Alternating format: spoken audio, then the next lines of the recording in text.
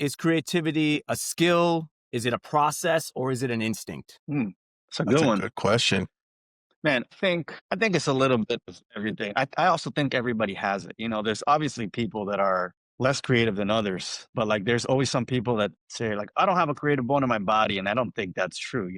Even if it's like a creative way to solve a math problem, like that's creativity there, regardless of what field you're in, the idea of solving a problem, that's creativity, at its core.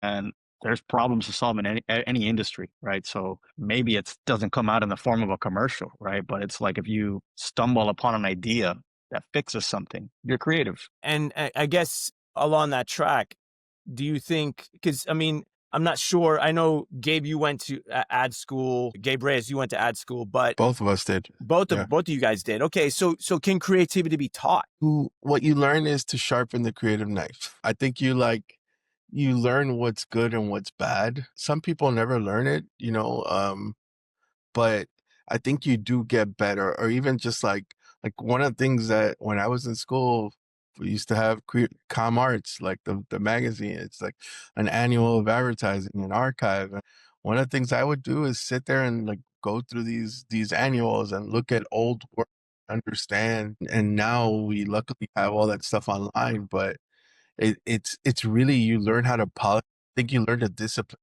of recognizing what good work is. And I think if you're a director and you're shooting a movie, I think you do have to study the Stanley Kubricks and all the other masters of directing to understand what's good and see what made those things and what angles, what the Yeah. acting made it. Yeah, you have to be a student of the game, and never stop learning, like Gabe said, because the whole thing is about sharpening the filter and like knowing what's good and what's not. And like that's what differentiates people. So I think creativity could be taught. What can't be taught is passion and curiosity. Like that's got to be something that you have in you. And some people don't. Some people are really intimidated by the blank page, but I think if you have the passion to want to fill it, if you have the curiosity to figure out what work is out there that's good and study it, for sure, you can become, a creative person. Do you guys have a process that you each subscribe to as you're developing an idea, like you're saying, as you're going and trying to fill the blank page? Do you have a process that you work through? I'd love to get it from both your perspectives in terms of art and copy.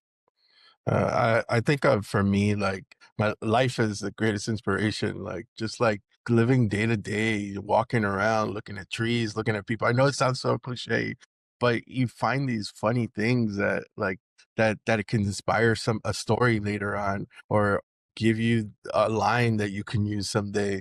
Like yesterday, I saw a guy riding a bike eating a cucumber, and the cucumber fell. What the hell? Maybe one day I'll put that in a spot. But it was such a random visual Yeah. that I was like, it just like opened my mind, and I just started seeing like. I just started thinking, why is he walking with the cucumber? Why is he riding a bike with the cucumber? What did he have?